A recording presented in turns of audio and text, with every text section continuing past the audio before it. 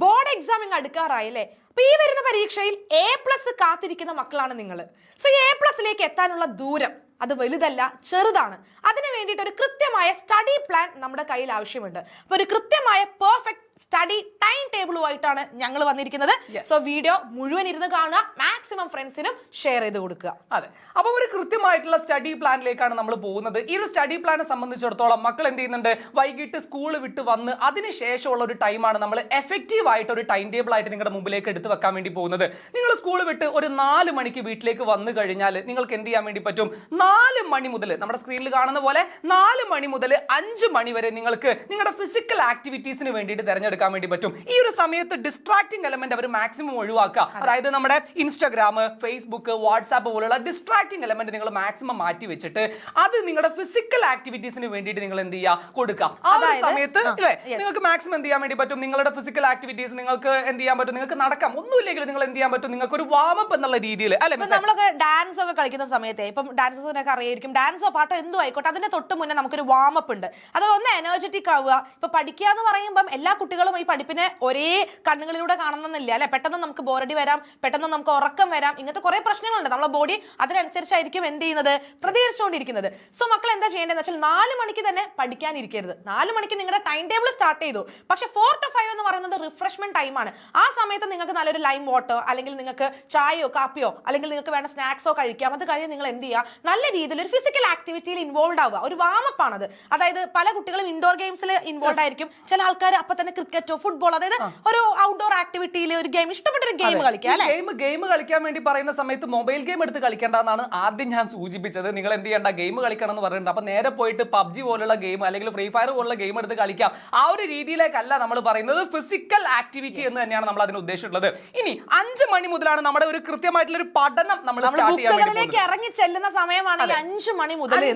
5 മണി മുതൽ നിങ്ങൾ ടൈം കൃത്യമായിട്ട് നിങ്ങൾ നോട്ട് ചെയ്യണം. 5 മണി മുതൽ 5:45 വരെ, അതായത് 5:45 വരെ നിങ്ങൾ എന്ത് ചെയ്യുക, നിങ്ങളിപ്പോ ഒരു ഫിസിക്സ് ആണ് നിങ്ങൾ തുടങ്ങാൻ എടുക്കുന്നത് എന്നുണ്ടെങ്കിൽ, ഞാൻ ഫിസിക്സ് ആയതുകൊണ്ടാണ് ഫിസിക്സിനെ കോട്ട് ചെയ്ത് പറയുന്നത്. അപ്പൊ ഫിസിക്സ് ആണ് നിങ്ങൾ പഠിക്കാൻ എടുക്കുന്നുണ്ടെങ്കിൽ കറക്റ്റ് ആയിട്ട് നിങ്ങൾ വേറെ ഒരു രീതിയിലും ഡിസ്ട്രാക്ട് ചെയ്യാതെ കറക്റ്റ് 45 മിനിറ്റ്സ് അതിൽ ഇൻവോൾവ് ചെയ്ത് പഠിക്കുക. കോൺസെപ്റ്റോട് കൂടിയിട്ട് നിങ്ങൾ എന്ത് ചെയ്യുക, ആ ഒരു 45 മിനിറ്റ്സ് പഠിക്കുക. അതിനുശേഷം വരുന്ന 6 മണി വരെയുള്ള 5:45 മുതൽ 6 മണി വരെയുള്ള ഈ ഒരു 15 മിനിറ്റ്സ് നിങ്ങൾക്ക് എന്ത് ചെയ്യാൻ വേണ്ടി പറ്റും, നിങ്ങൾക്കൊന്ന് റിലാക്സ് ചെയ്യാൻ വേണ്ടി പറ്റും. നിങ്ങൾ ബുക്കൊക്കെ ഒന്ന് മടക്കി വെച്ചിട്ട് അറിയായിരിക്കും നമ്മുടെ ബ്രെയിനിന്റെ കപ്പാസിറ്റി എന്ന് പറയുന്നത് ഏകദേശം ഒരു 20-30 മിനിറ്റ്സ് വരെയൊക്കെ പഠിച്ച കാര്യങ്ങൾ സ്റ്റോർ ചെയ്യാൻ പറ്റും. പക്ഷെ നമുക്കിപ്പം 20 മിനിറ്റ് കൂടുമ്പോൾ ബ്രേക്ക് എടുക്കാനുള്ള സമയം നമ്മുടെ മുന്നിലില്ല.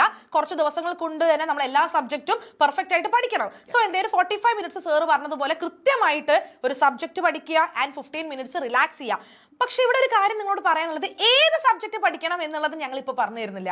കാരണം അത് നിങ്ങൾ ആവശ്യപ്പെട്ടാണെങ്കിൽ നമുക്കൊരു വീഡിയോ ചെയ്യാം. പക്ഷെ അത് നിങ്ങളുടെ കയ്യിലാണ്. നിങ്ങൾക്ക് ഏത് സബ്ജക്റ്റ് ആണ് കൂടുതൽ ടൈം സ്പെൻഡ് ചെയ്ത് പഠിക്കേണ്ടത്, നിങ്ങൾക്ക് ഏതൊക്കെ ടോപ്പിക്സ് പെൻഡിങ് ആയിട്ടുണ്ട് എന്നുള്ളത് നിങ്ങളുടെ തീരുമാനമാണ്.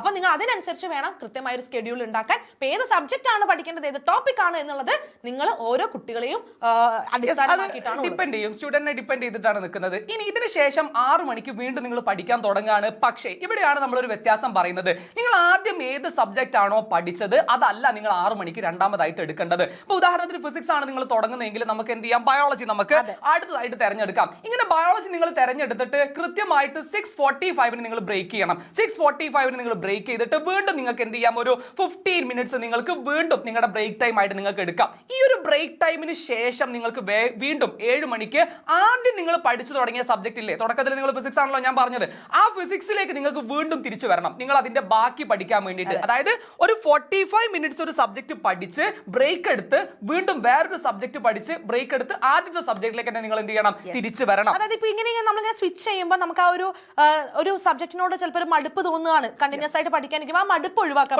പറ്റും. അതേപോലെ ഞാൻ ചെയ്യട്ടെ സർ, ഇപ്പൊ നമ്മൾ ആദ്യം എടുക്കുന്നത് ഫിസിക്സ്. ഇപ്പൊ ഒരു കുട്ടിക്ക് ചിലപ്പോൾ ഫിസിക്സ് ടഫ് ആയിരിക്കാം എന്ന് വിചാരിക്കും, മേ ബി ആണ്. അപ്പം അങ്ങനെയാണെങ്കിൽ ആ കുട്ടിക്ക് ചിലപ്പോൾ ഈസി ആയിട്ടുള്ള സബ്ജക്ട് ഏതാണോ, അതിപ്പോ മാത്സോ കെമിസ്ട്രി ബയോളജി ഏതോ ആയിക്കോട്ടെ, അത് രണ്ടാമത്തെ സബ്ജക്ട് ആയിട്ട് ചൂസ് ചെയ്യുമ്പോൾ ഒന്നും കൂടി മൈൻഡ് ഫ്രീ ആവും, കുറച്ചുകൂടെ കൂടുതൽ നിങ്ങൾ കാര്യങ്ങൾ ചിന്തിക്കാൻ വേണ്ടി പറ്റും. മാത്രമല്ല നിങ്ങൾ ആദ്യം കൊടുത്ത ആ ഒരു ടൈമിനെ വീണ്ടും നിങ്ങൾ എന്ത് ചെയ്യുന്നു, ആ റിവൈസ് ചെയ്യാൻ വേണ്ടി കൂടി നിങ്ങൾ എടുക്കുകയാണെന്നുണ്ടെങ്കിൽ, അല്ലെങ്കിൽ ബാക്കി പഠിക്കാൻ കൂടെ വേണ്ടി നിങ്ങൾ എടുക്കുകയാണെന്നുണ്ടെങ്കിൽ അത് കുറച്ചും കൂടെ എഫക്റ്റീവ് ആയിട്ട് മാറുമെന്നാണ് നമുക്ക് എന്ത് ചെയ്യാൻ പറ്റുന്നത്, മനസ്സിലാക്കാൻ വേണ്ടി പറ്റുന്നത്. കൃത്യമായിട്ട് സ്റ്റോർ ചെയ്യപ്പെടും.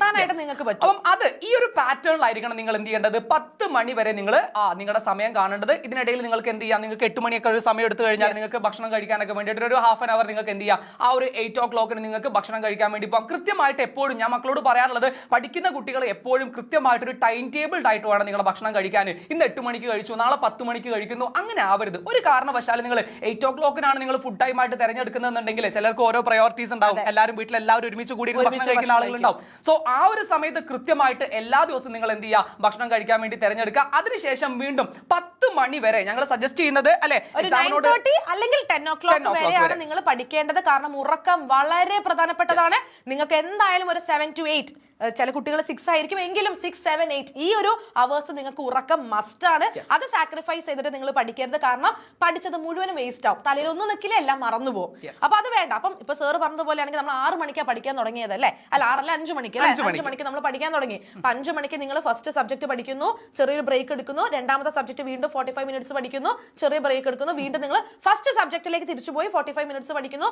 ബ്രേക്ക് എടുത്തു കഴിഞ്ഞാൽ നിങ്ങൾക്ക് ഫുഡ് കഴിക്കാം. ഫുഡ് കഴിച്ചാൽ ഉറക്കം വരാനുള്ള ഒരു ചാൻസ് കൂടുതലാണ്. അപ്പൊ എന്ത് ചെയ്യുക, ലാസ്റ്റ് പഠിക്കുന്ന ആ സബ്ജക്ട് മാത്രം എന്ത് ചെയ്യുക, അതായത് നമ്മൾ രണ്ടാമത് പഠിച്ച സബ്ജക്ട് ആയിരിക്കുമല്ലോ വീണ്ടും ലാസ്റ്റിലേക്ക് റിപ്പീറ്റ് ചെയ്ത് വരുന്നത്, അത് നിങ്ങൾ എന്ത് ചെയ്യുക, ഫുഡിന് ശേഷം പഠിക്കാനിരിക്കുക. എന്നിട്ട് കൃത്യമായിട്ട് ഒരു 9:30, 9:45 അല്ലെങ്കിൽ 10 o'clock ആകുമ്പോഴേക്ക് നിർത്തിയിട്ട് നിങ്ങൾ വൃത്തിയായിട്ട് കിടന്നുറങ്ങുക. അതെ, കിടന്നുറങ്ങുക. ആ ഒരു നല്ല പ്രോസസ്സ് നിങ്ങൾ എന്ത് ചെയ്യുക, നന്നായിട്ട് ആ ഒരു സമയം നിങ്ങൾ യൂസ് ചെയ്തതിന് ശേഷം നിങ്ങൾ ഇനി ചെയ്യേണ്ട കാര്യം എന്താന്ന് വെച്ച് കഴിഞ്ഞാൽ, ചില കുട്ടികൾക്ക് നേരത്തെ സാർ എന്താ നേരത്തെ എണീറ്റ് പഠിക്കുന്നതിനെ പറ്റി പറയാത്തതൊക്കെ ചില മക്കൾ ചോദിക്കുന്നതല്ലേ, രാവിലെ അവരൊക്കെ ഏർലി ബേർഡ്സ് ആയിരിക്കും, അവർക്ക് നേരത്തെ എണീറ്റ് പഠിക്കാനായിരിക്കും ഭയങ്കരമായിട്ട് താല്പര്യം ഉണ്ടായിരിക്കുക. അവർക്കും കൂടെ വേണ്ടിയിട്ടാണ് നമ്മുടെ ടൈം ടേബിൾ സെറ്റ് ചെയ്തിട്ടുള്ളത്. അതുകൊണ്ട് തന്നെ നിങ്ങൾ എന്ത് ചെയ്യുക, നിങ്ങൾ രാവിലെ എണീറ്റ് നിങ്ങളുടെ എന്ത് ചെയ്യുക, പ്രഭാത കർമ്മങ്ങളൊക്കെ കഴിഞ്ഞതിന് ശേഷം നിങ്ങൾക്ക് 1 മണിക്കൂർ തലേന്ന് പഠിച്ച കാര്യങ്ങളെ റിവൈസ് ചെയ്യാം. കൃത്യമായ 1 hour മതി രാവിലെ. ആ 1 hour എഫക്റ്റീവ് ആയിട്ട് നിങ്ങൾക്ക് യൂസ് ചെയ്യാൻ പറ്റും ഫോർ റിവിഷൻ. ഇതിപ്പോ ശീലമാക്കിയാൽ എന്തുകൊണ്ടും നല്ലതാണ്. കാരണം എക്സാം സമയത്ത് നിങ്ങൾക്ക് എന്തായാലും രാവിലെ എഴുന്നേൽക്കേണ്ടി വരും. ഇപ്പോഴേ നിങ്ങൾ എന്ത് ചെയ്യുന്നു, റുട്ടീൻ ആക്കുക. രാവിലെ എഴുന്നേറ്റ് ഒന്ന് റിവൈസ് ചെയ്യുക. 1 or 2 hours ഒക്കെ പഠിക്കുന്ന കുട്ടികൾ ഉണ്ട് കേട്ടോ, നന്നായിട്ട് എഫക്റ്റീവ് ആയിട്ട് യൂസ് ചെയ്യുന്ന ആൾക്കാരുണ്ട്. പക്ഷെ ഞാനൊരു മാക്സിമം 1 വരെയാണ് പറയുന്നത്. കാരണം ആ 1 എന്നുള്ളത് നിങ്ങളെ മടുപ്പിക്കാത്ത ഒരു ടൈമാണ് 1 hour എന്നുള്ളത്. അപ്പൊ അതിനനുസരിച്ച് നിങ്ങൾ ഇപ്പോഴേ ശീലിച്ച് വന്നാൽ നിങ്ങൾക്ക് എക്സാം സമയത്തും കൃത്യമായിട്ട് ആ സമയത്ത് നിങ്ങൾക്ക് ഒരു അലാമും വേണ്ട, അല്ലെ, നിങ്ങൾക്ക് ഒന്നും വേണ്ട. ഓട്ടോമാറ്റിക് ആയിട്ട് നിങ്ങൾ എണീക്കും, നിങ്ങളുടെ മൈൻഡ് ഫ്രീ ആയിരിക്കും, നിങ്ങൾക്ക് പഠിച്ച കാര്യങ്ങളെ ഓർത്തെടുക്കാൻ വേണ്ടി പറ്റും. ഇത് നിങ്ങളുടെ മൈൻഡിനെ നിങ്ങൾ എന്ത് ചെയ്യാണ്, നിങ്ങളുടെ മൈൻഡിനെയും നിങ്ങളുടെ ലൈഫിനെയും നിങ്ങൾ ട്രെയിൻ ചെയ്യാണ്. ഇങ്ങനെ ഒരു ട്രെയിനിങ്ങോട് കൂടി മുമ്പോട്ട് പോയി കഴിഞ്ഞാൽ A+ മക്കളെ നിങ്ങൾക്ക് കൺഫേം ആണ്. ഇതിൽ യാതൊരു സംശയമില്ല, A+ നിങ്ങൾക്ക് കൺഫേം ആണ്. കാരണം ഒരുപാട് കുട്ടികൾ പ്രാക്ടീസ് ചെയ്ത് A+ലേക്ക് കൊണ്ടുപോയിട്ടുള്ള, ഫുൾ മാർക്കിലേക്ക് കൊണ്ടുപോയിട്ടുള്ള ഒരു ടൈം ടേബിൾ ടെക്നിക്കാണ് ഇപ്പൊ നിങ്ങളുടെ മുമ്പിലേക്ക് ഞങ്ങൾ വെച്ചിട്ടുള്ളത്. സോ ഇത് ഫോളോ ചെയ്ത് കഴിഞ്ഞാൽ ഒരു കാരണവശാലും നിങ്ങളുടെ A+ നിങ്ങൾക്ക് മിസ്സാവില്ല. ഇപ്പൊ പല കുട്ടികളും പേടിച്ച് നിൽക്കാണ്, 10ൽ A+ ഉണ്ടായിരുന്നു, എനിക്ക് +1ൽ A+ ഉണ്ടായിരിക്കും എന്നുള്ളത്. എടാ മക്കളെ, നിങ്ങൾക്ക് +1 +2ൽ നിർബന്ധമായിട്ടും A+ കിട്ടിയിരിക്കും. അത് ഈ ഒരു ടൈം ടേബിൾ ഫോളോ ചെയ്യുകയാണെന്നുണ്ടെങ്കിൽ ഈ സമയത്ത് എന്തായാലും കിട്ടിയിരിക്കും, സംശയമില്ല. യെസ്. അപ്പം ഇത് നിങ്ങൾക്ക് എല്ലാവർക്കും എഫക്റ്റീവ് ആയിട്ടുണ്ടാവും എന്ന് ഞങ്ങൾ ഉറച്ചു വിശ്വസിക്കുന്നു. കാരണം ഞങ്ങൾ കുറച്ചധികം തന്നെ ഒന്ന് ആലോചിച്ച് അല്ലെ ഉണ്ടാക്കിയെടുത്തൊരു ഒരു സ്റ്റഡി പ്ലാൻ, ഒരു ടൈം പ്ലാൻ ആണിത്. അപ്പൊ നിങ്ങൾക്ക് എന്തായാലും ഇത് എഫക്റ്റീവ് ആവും. ഇത് നിങ്ങൾ കൃത്യമായിട്ട് ഫോളോ ചെയ്ത് നോക്കൂ. നിങ്ങൾക്ക് മോഡൽ എക്സാം വേണമെങ്കിൽ ഒരു പരീക്ഷണമാക്കാം അല്ലെ. മോഡൽ എക്സാമിലേക്ക് നിങ്ങൾ ഇത് ഫോളോ ചെയ്താൽ നിങ്ങൾക്ക് മോഡൽ എക്സാം കൃത്യമായിട്ട് എഴുതാൻ പറ്റും, ഈസി ആയിരിക്കും. അപ്പൊ നിങ്ങൾക്ക് ഓട്ടോമാറ്റിക് ആയിട്ട് നിങ്ങളുടെ പബ്ലിക് എക്സാമും ഈസി ആവും. സോ ഇത് ഈ ഒരു വീഡിയോ എഫക്റ്റീവ് ആയിട്ടുണ്ട് എന്നുണ്ടെങ്കിൽ ലൈക്ക് ചെയ്യാൻ മറക്കരുത്. പിന്നെ നിങ്ങളെ ഫ്രണ്ട്സ് ഒക്കെ ഇങ്ങനെ അന്തം വിട്ട് നിൽക്കായിരിക്കും, എന്ത് ചെയ്യണം, എവിടെ തുടങ്ങണം, എങ്ങനെ തുടങ്ങണം, എത്ര സമയം എടുക്കണം പഠിക്കാൻ എന്നുള്ളതല്ലേ. അപ്പൊ അവർക്കൊക്കെ എന്ത് ചെയ്യാം, മാക്സിമം ഷെയർ ചെയ്ത് കൊടുക്കുക. മാത്രമല്ല നിങ്ങൾ എന്ത് ചെയ്യണം, നിങ്ങളുടെ ഫ്രണ്ട്സിനോട് പറഞ്ഞു കൊടുക്കണം. ഷെയർ ചെയ്ത് കൊടുത്തിട്ട് അവരെന്ത് ചെയ്യും, ചിലപ്പോൾ അവരുടെ അങ്ങനെ നിങ്ങൾ ഒരുപാട് സ്റ്റോറീസ് ഒക്കെ ഇൻസ്റ്റാഗ്രാമിൽ ഷെയർ ചെയ്ത് കൊടുക്കുന്നുണ്ട്, അവരൊരിക്കലും കാണുന്നുണ്ടാവില്ല. അപ്പം ഇത് നിങ്ങൾ എന്ത് ചെയ്യുക, പറഞ്ഞു കൊടുക്കുക. ഞാൻ ഇങ്ങനെ ഒരു കാര്യം ഷെയർ ചെയ്തിട്ടുണ്ട്, നിങ്ങൾ അത് ഉറപ്പായിട്ടും പോയി കാണണം, വർത്ത് ആണെന്നുള്ള രീതിയിൽ തന്നെ നിങ്ങൾ പറഞ്ഞു കൊടുക്കുക. നിങ്ങൾ പ്രാക്ടീസ് ചെയ്യുക. ഉറപ്പായിട്ടും നമ്മൾ എന്ത് ചെയ്യും, ഒരുമിച്ച് ചെറിയൊരു അഡ്വൈസ് ഉണ്ട് മക്കളെ, നമുക്കൊരു 3 മാസം കഷ്ടപ്പെടണമെന്നേ ഉള്ളൂ. 3 അല്ല 2 മാസേ ഉള്ളൂ, 2 മാസേ കഷ്ടപ്പെടണം എന്നുള്ളൂ. വാട്സ്ആപ്പ്, ഇൻസ്റ്റാഗ്രാം ഒക്കെ അവിടെ തന്നെ ഉണ്ടാവും. പാരന്റ്സിനോട് പറയാനുള്ള പ്രധാനപ്പെട്ട കാര്യം എന്ന് പറഞ്ഞു കഴിഞ്ഞാൽ, മക്കള് നല്ല രീതിയിൽ പഠിക്കാൻ വേണ്ടി തയ്യാറെടുക്കുന്ന സമയത്ത് നിങ്ങൾ എന്ത് ചെയ്യുക, നിങ്ങൾ അവരുടെ മുമ്പിൽ വെച്ച് TV കാണാതിരിക്കുക. കുറച്ചൊക്കെ നിങ്ങളും സാക്രിഫൈസ് ചെയ്ത് കഴിഞ്ഞാൽ നമുക്ക് നല്ലൊരു നാളെ നമുക്ക് പഠിത്തം. കുട്ടികളുടെ റിസൾട്ട് വരുമ്പോൾ എനിക്ക് തോന്നുന്നു കുട്ടികളെക്കാൾ ഏറ്റവും കൂടുതൽ സന്തോഷം ഉറപ്പായിട്ടും ഒരുപാട് പാരന്റ്സിന്റെ പ്രതീക്ഷകൾ തന്നെയാണ് നിങ്ങളുടെ മക്കൾ എന്ന് പറയുന്നത്. സോ അവരുടെ നല്ല ഭാവിക്ക് വേണ്ടിയിട്ട് നിങ്ങൾ സമയം മാറ്റി വെക്കുക. അവരുടെ ഭാവിക്ക് വേണ്ടിയിട്ട് നിങ്ങൾ കുറച്ച് കാര്യങ്ങളൊക്കെ നിങ്ങൾ സാക്രിഫൈസ് ചെയ്യുക. സോ നമ്മൾ വീഡിയോന്റെ ലെങ്ത് നമ്മൾ മാക്സിമം കൂട്ടുന്നില്ല. നിങ്ങൾ ഈ ഒരു കാര്യം എന്ത് ചെയ്യുക, മാക്സിമം പ്രാക്ടീസ് ചെയ്യുക, അടിപൊളിയായിരിക്കുക. നിങ്ങളുടെ അഭിപ്രായങ്ങൾ താഴെ കമന്റ് ചെയ്യട്ടെ. അടിപൊളി. അപ്പൊ നമുക്ക് അടുത്ത വീഡിയോയിൽ കാണാം. ബൈ.